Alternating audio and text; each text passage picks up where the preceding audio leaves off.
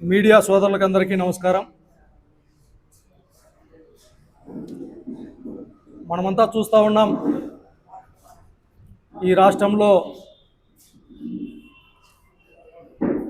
ముఖ్యమంత్రి చంద్రబాబు నాయుడు గారి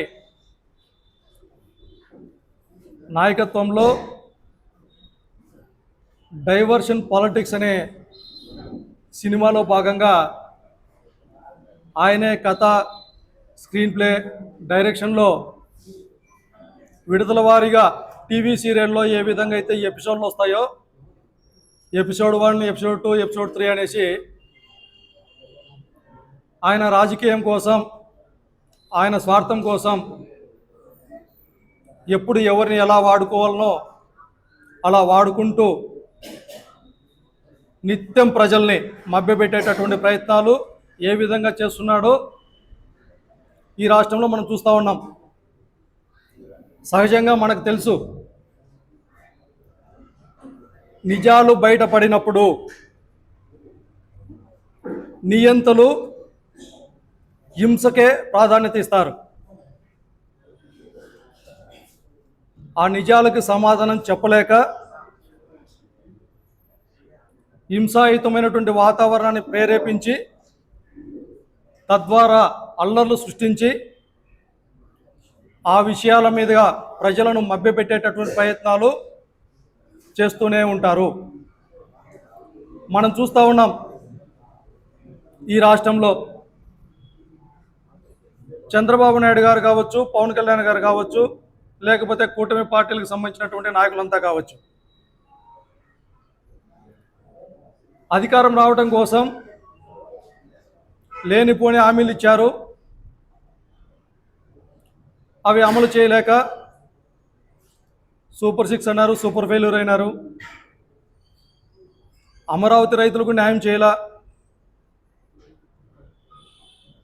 ఇదే గతంలో ఈ కూటమి పార్టీలకు సంబంధించిన నాయకులంతా జగన్మోహన్ రెడ్డి గారి పైన ఏదో ఒక విధంగా బురద జల్లాలనే ప్రయత్నం చేస్తూనే ఉన్నారు.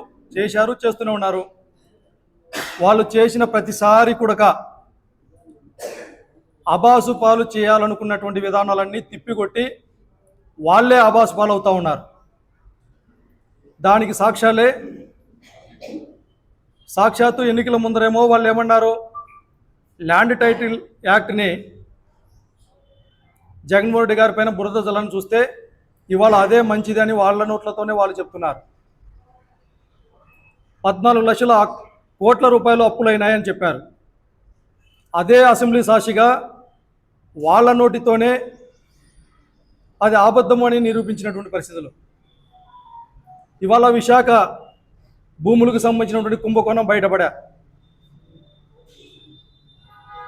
లేకపోతే విజయవాడలో వరదలు వస్తే వీటినన్నిటినీ ఈ ప్రయోగాలన్నీ చేసి ఫెయిల్యూర్ అవుతూ ఉంటే చివరికి దిగజారి సాక్షాత్తు తెలుగు రాష్ట్రాల్లోనే కాదు, ప్రపంచవ్యాప్తంగా కోట్ల మంది భక్తులు విశ్వాసంతో, నమ్మకంతో ఆ దేవదేవుడు వెంకటేశ్వర స్వామిని నమ్ముకున్నటువంటి భక్తులందరి మనోభావాల్ని దెబ్బతీసే విధంగా ఆ దేవుడిని సైతం వీళ్ళు రాజకీయాలకి వాడుకొని తన స్వార్థం కోసం, తన స్వలాభం కోసం, తన ఉనికి కోసం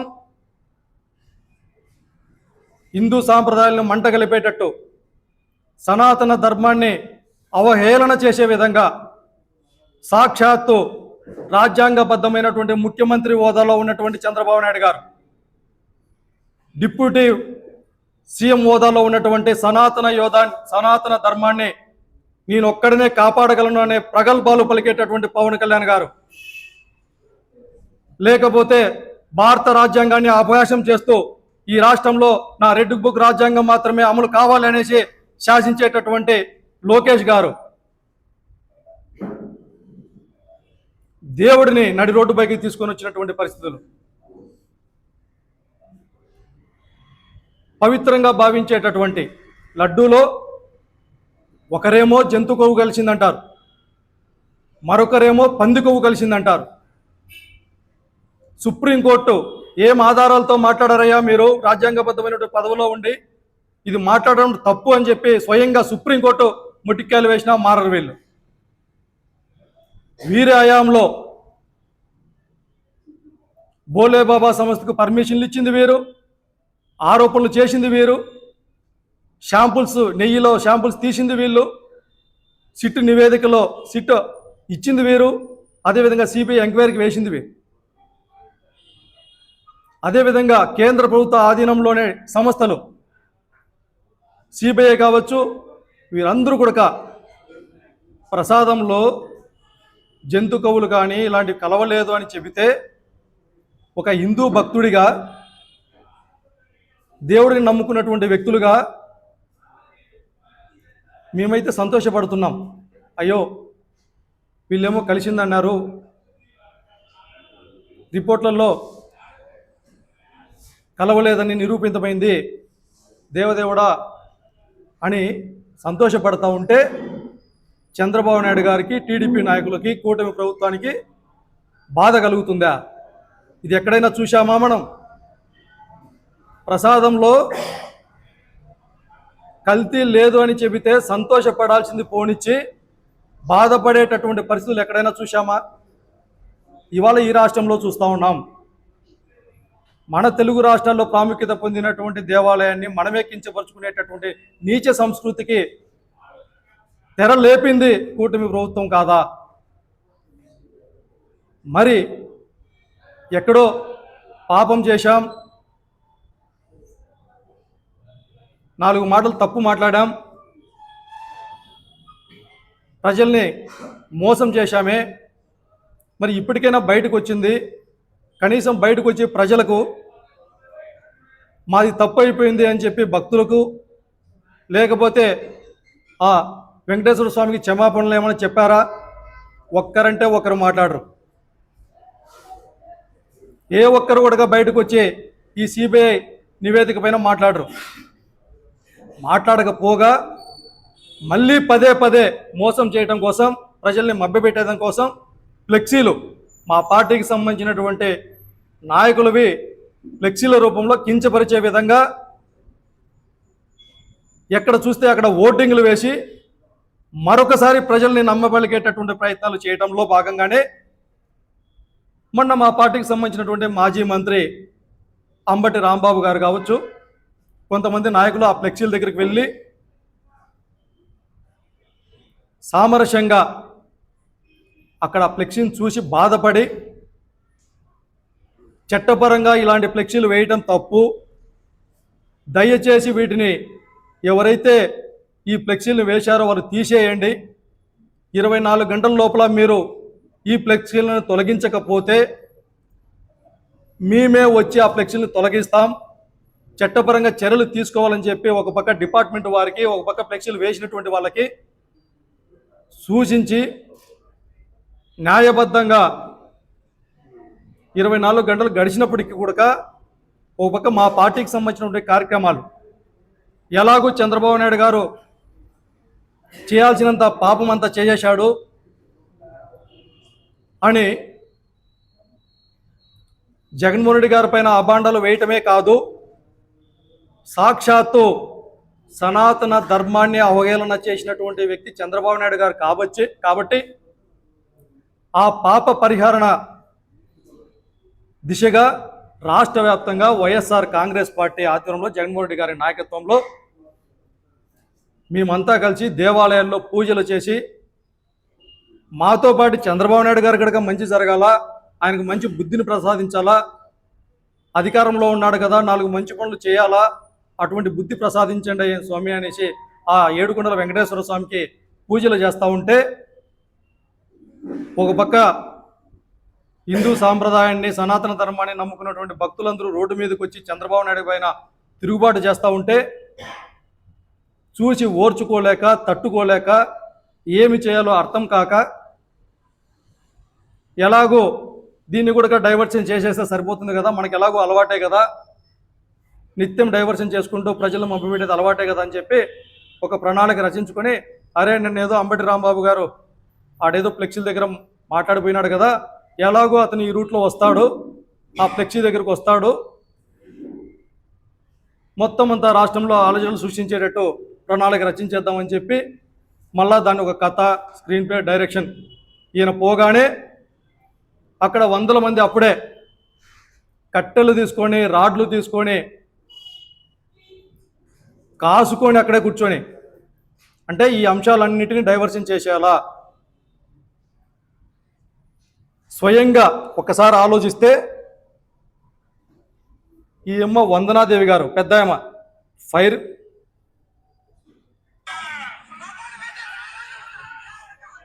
మగోడువైతే రారో లంజా కొడక, గ్రంథాలయం సంస్థ చైర్మన్ గుంటూరు జిల్లాకు సంబంధించినటువంటి ఆమె వందనాదేవి గారు అంబటి రాంబాబు గారు కారులో అక్కడికి వెళ్ళగానే వాళ్ళ సినిమా స్టార్ట్ అయింది. ఇంకా స్టార్ట్ అని ఒక మహిళ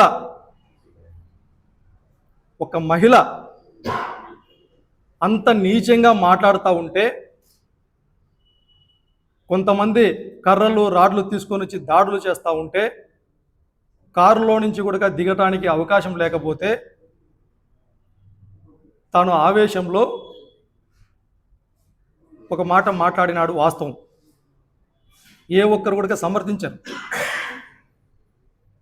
కానీ ఆయన యొక్క అంబటి రాంబాబు గారి యొక్క క్యారెక్టర్ చూస్తే ఇంతకాలంలో ఎప్పుడు కూడా అతను వల్గర్గా మాట్లాడినటువంటి పరిస్థితులు లేదు.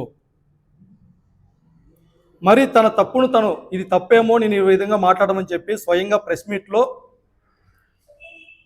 నేను ఆయనను చంద్రబాబు నాయుడు గారిని ఉద్దేశించి మాట్లాడలేదు, నా పైన విరుచుకుపడుతున్నటువంటి వాళ్ళ గురించి మాట్లాడాను, అయినప్పటికీ నా వయసులో ఆ మాట మాట్లాడడం తప్పే అని స్వయంగా అతనే మీడియా సమక్షంలో చెప్పాడు. అది కూడా మనమంతా చూశాం. మరి ఒక వ్యక్తి తప్పేమో అని భావించి చెప్పినప్పటికీ వీళ్ళు వేల మంది స్వయంగా గుంటూరు జిల్లాకు సంబంధించినటువంటి మహిళా ఎమ్మెల్యే గారు కావచ్చు, రాష్ట్ర వ్యాప్తంగా చాలామంది ఎమ్మెల్యేలు, ఒక రాజ్యాంగ వ్యవస్థలో ఉన్నటువంటి వీళ్ళందరూ ఎవరైనా ఒక సినిమాల్లో వీళ్ళను వాడిని పట్టుకుంటే మీకు 50,000 రూపాయలు డబ్బులు ఇస్తాంరా అని ప్రైజ్ మనీ ప్రకటిస్తే ఎలా ఉంటుందో అలా ఒకరు పోతే ఒకరు షూలు ఎత్తితే, ఒకరు చెప్పులు ఎత్తితే, ఒకరు కట్టెలు ఎత్తితే, ఒకరు కార్లు పగల కొడితే, ఒకరు దిష్టి బొమ్మలు తగలబెడితే ఎక్కడికి పోతుంది ఈ సమాజం? ఇంత హింసన. మరి ఇదే సందర్భంలో ఒకసారి ఆలోచించండి, గతంలో పట్టాభి గారు, అయ్యన్న పాత్రుడు గారు, ఇదే ముఖ్యమంత్రి చంద్రబాబు నాయుడు గారు, పవన్ కళ్యాణ్ గారు మాట్లాడిన మాటలు ఒకసారి విందామా? స్వయంగా లోకేష్ గారు, ఒకరేమో సైకో అంటారు, ఒకరేమో చెప్పుకోవటానికి గడక మాటలు రావు. జగన్మోహన్ రెడ్డి గారికి అధికారం మాత్రమే పోయింది, చావలేదు, చంపాలి అంటారు. ఇంకొకరేమో వాళ్ళ అమ్మ, వద్దు ఆ మాటలు, ఇంకొకరేమో వాళ్ళ అమ్మమ్మ మొగుడు, ఇంకొకరేమో స్వయంగా లండన్కి పోయి ముండలనే, అంత బూతు పదాలు. అంటే వాళ్ళు మాట్లాడితే శ్లోకాలు, వీళ్ళు ఎక్కడో ఒక చోట మాట దొర్లి మాట్లాడి మరీ తప్పైపోయిందని చెప్పినా బూతులు.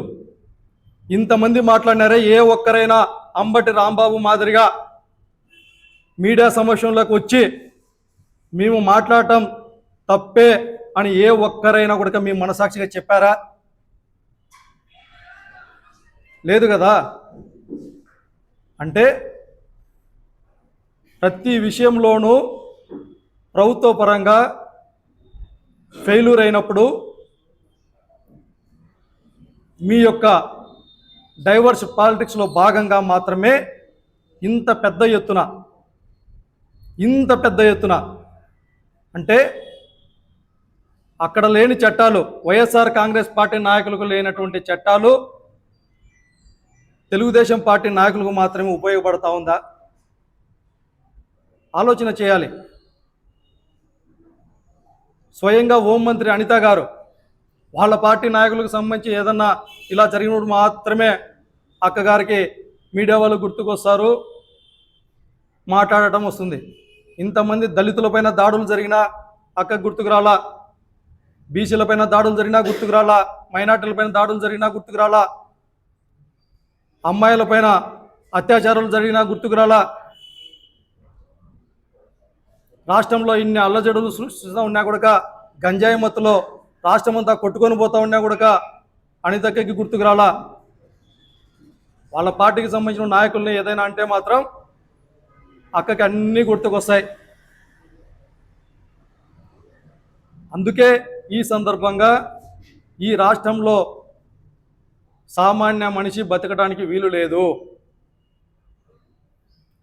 భారత రాజ్యాంగ నిర్మాత డాక్టర్ బిఆర్ అంబేద్కర్ గారు రచించినటువంటి రాజ్యాంగాన్ని అపహాస్యం చేసేటటువంటి విధంగా ఈ రాష్ట్రంలో వాళ్ళకు వాళ్ళే ఒక రెడ్ బుక్ అనేటటువంటి పెట్టుకొని ప్రజలను, వ్యవస్థలను, ప్రతిపక్ష పార్టీలకు సంబంధించిన నాయకులందరినీ ఒక్కొక్కరిని ఒక్కొక్క విధంగా టార్గెట్ చేసుకుంటూ ఇబ్బందులకు గురి చేస్తూ ఉన్నారు.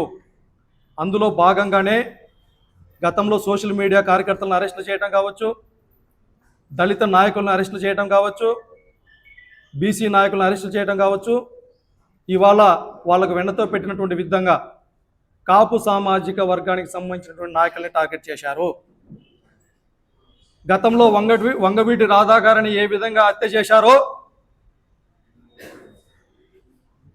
అదే విధంగా ముద్రగడ పద్మనాభం గారి పైన తునికి సంబంధించినటువంటి కేసులో ఇబ్బందులకు పెట్టి అతన్ని హతమార్చాల్సినటువంటి ప్రయత్నాలు చేశారు ఇవాళ అంబటి రాంబాబు గారు. అంటే ఒకసారి ఆలోచన చేయాలి. ప్రతిపక్ష పార్టీలలో కానీ ఈ సమాజంలో కానీ వాళ్లకు నచ్చినటువంటి విధంగా ఉంటే ఒక విధంగా ఉంటారు, వారు చేసేటటువంటి తప్పుల్ని ప్రశ్నిస్తూ ఉంటే మరొక విధంగా ఉంటారు. దీనికి ఉదాహరణే ఒక పక్కన పవన్ కళ్యాణ్ గారు, మరొక పక్కన ముద్రగడ పద్మనాభం గారు కావచ్చు, అంబటి రాంబాబు గారు కావచ్చు, లేకపోతే వంగవీటి రాధా గారు కావచ్చు. వాళ్ళ అడుగులకు మడుగులు ఒత్తుతూ ఎస్ బాస్ అంటే పవన్ కళ్యాణ్ మాదిరిగా ఎస్ బాస్ అంటే వాళ్ళని దగ్గర పెట్టుకొని అందలం ఎక్కిస్తారు. వారు చేసేటటువంటి తప్పుల్ని ప్రశ్నిస్తే ఈ విధంగా ఇండ్లపైకి దాడులు చేసి, దౌర్జన్యాలు చేసి, కేసులు పెట్టి ఇంత జరుగుతూ ఉంది కదా. మరి అతను మాట్లాడింది తప్పైనప్పుడు చట్టాలు ఉన్నాయి కదా, మరి చట్టపరంగా అతన్ని శిక్షించవచ్చు కదా. మీకు ఎలాగో కేసులు పెట్టడం, ఎలాగో అరెస్టులు చేయడం, ఎలాగో సబ్జెక్టులకు పంపించడం అలవాటే కదా. ఇంతమందిని పంపించారు. అలాగే అంబటి రాంబాబు గారు తప్పు చేసింటే, నిజంగా తప్పు చేసింటే మీకు ఎలాగో అలవాటైనటువంటి విధంగా అరెస్ట్ చేసి పంపించవచ్చు కదా. ఇంత దాడులు ఎందుకు? ఒక మనిషిని చంపడానికి ఎందుకు ప్రయత్నం చేయాలా? మరి పోలీసు వ్యవస్థ కావచ్చు ఎందుకు ఈ విధమైనటువంటి ఆలోచనలు చేస్తూ ఉంది? మరొకసారి కూడా పోలీసు వ్యవస్థకు అంతా విజ్ఞప్తి చేస్తూ ఉన్నాం. చంద్రబాబు నాయుడు గారి హయాంలో యావత్తు పోలీసు వ్యవస్థకంతా ఒక మచ్చ ఏర్పడతా ఉంది. ఆ మచ్చ మాయని మచ్చగా ఈ రాష్ట్ర చరిత్రలోనే నిలబడబోతా ఉంది. దయచేసి అర్థం చేసుకోండి. చట్టాన్ని, న్యాయాన్ని, ప్రజాస్వామ్యాన్ని కాపాడండి అనేసి అడుగుతా ఉన్నాం.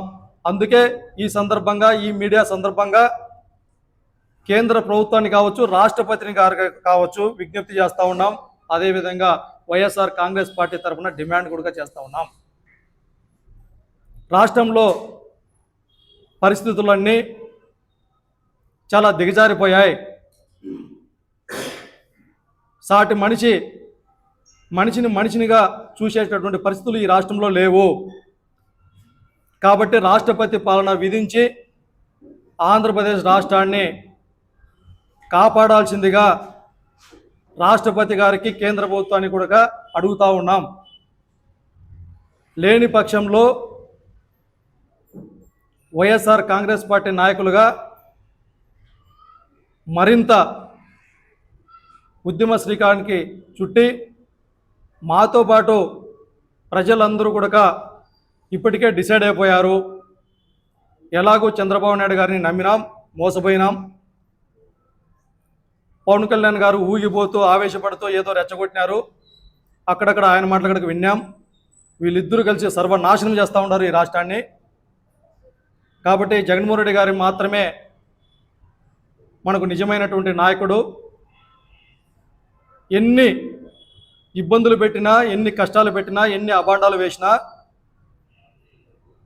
చిరునవ్వుతో ప్రజల పక్షాన నిలబడేటటువంటి గొప్ప నాయకుడు జగన్మోహన్ రెడ్డి గారు మాత్రమే అని చెప్పి అన్ని వర్గాల ప్రజలకు అర్థమైపోయింది. కాబట్టి ప్రజా చైతన్యం దిశగా ఒక అడుగు ముందుకేసి ముందుకు పోతామని తెలియజేస్తూ మరొకసారి కూడా టీడీపీ పార్టీ నాయకులకు అందరికీ తెలియజేస్తూ ఉన్నాం. మీరు సినిమాలో మాదిరిగా అంతగా ఆవేశపడి రోడ్ల మీదకి వచ్చి లా అండ్ ఆర్డర్ని చేతుల్లోకి తీసుకొని అలజడులు సృష్టించినంత మాత్రాన నిజం నిజం కాక మానదు. నిజాన్ని మీరు దాచలేరు. మీరు అన్ని రంగాలలో ఫెయిల్యూర్ అయిన మాట వాస్తవం. కానీ ఇంకా టైం ఉంది, ఇంకా 2 సంవత్సరాల టైం ఉంది. కాబట్టి దయచేసి ఇప్పటికైనా మీ నాయకుడు చంద్రబాబు నాయుడు గారికి చెప్పి, అయ్యా మేము తలెత్తుకోలేకుండా ప్రజల మధ్యలో ఇప్పుడైనా ప్రజల గురించి ఆలోచిద్దాం, 4 మంచి మాటలు చేద్దాం, మంచి పనులు చేద్దాం, ప్రజలకు ఉపయోగపడదాం. ఇలాంటి డైవర్షన్ పాలిటిక్స్ ఎన్ని చేసినా కూడా ప్రజల్ని మభ్యపెట్టలేము. గతంలో మాదిరిగా గతంలో మీరు ఏదైతే చేశారో అదే అలవాటుగా చేయొద్దండి, పరిస్థితులు మారిపోయినాయి అని మీరు కూడా మీ నాయకునికి చెప్పుకొని ఎక్కడికక్కడ 4 మంచి పనులు చేసి, అధికారం ఉంది కదా, అవకాశాలు ఉన్నాయి, ప్రజలకు ఉపయోగపడే 4 మంచి పనులు చేయాలని చేసిన సందర్భంగా తెలియజేస్తూ వారికి కూడా ఆ దేవదేవుడిని వెంకటేశ్వర స్వామిని అవకాశం చేసేటువంటి విధంలో మీరు కూడా భాగస్వాములు అయినందుకు మీరు కూడా ఒకసారి ఆ దేవదేవునికి క్షమాపణలు కోరి, భక్తులకి క్షమాపణ కోరి, కులాల పేరుతోనో, మతాల పేరుతోనో, ప్రాంతాల పేరుతోనో రాజకీయాలు చేయడం మంచిది కాదు అని చెప్పి తెలుసుకొని మీరు కూడా మసులుకుంటే బాగుంటుంది అనేసి ఈ సందర్భంగా వారికి కూడా విజ్ఞప్తి చేస్తూ తెలియజేస్తూ ఉన్నాం.